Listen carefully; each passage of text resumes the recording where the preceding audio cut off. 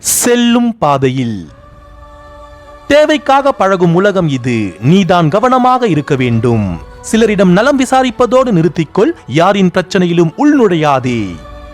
சில உறவுகளின் உண்மை முகம் தெரியும் பொழுது கலங்காதே. அந்த சூழ்நிலைக்கு நன்றி சொல். நீ நம்பிய நம்பிக்கையே உனக்கு எல்லாவற்றையும் காட்டிக் கொடுக்கும்.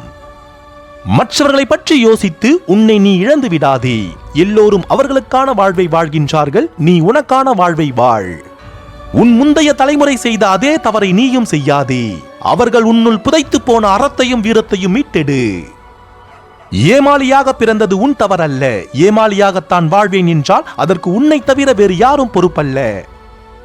மனசோம்பலை உன்னுள் சுமந்து இருப்பதற்கு அது உன் வாரிசு அல்ல. மதம் பிடித்த யானையை விட சோம்பல் குணம் பிடித்த மனம் ஆபத்தானது.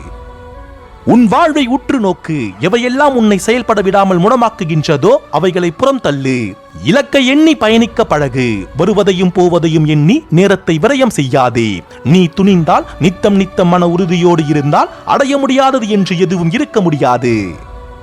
நீ கடந்து வந்த பாதையை ஒரு நிமிடம் திரும்பி பார். வழிகளோடு சேர்ந்து உனக்கான எதிர்கால வழிகளும் அதில் மறைந்திருக்கும்.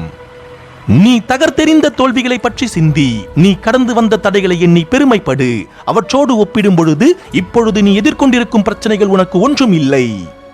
எல்லாவற்றையும் தாண்டி உனக்கானவற்றை அடை. புதைந்து போன விதைகள் மண்ணிலிருந்து வெளிவர மண்ணிடம் மன்றாடுவதில்லை. சில கதவுகள் தட்டப்பட வேண்டியது அல்ல, தகர்த்து எறியப்பட வேண்டியது. நன்றிகள்.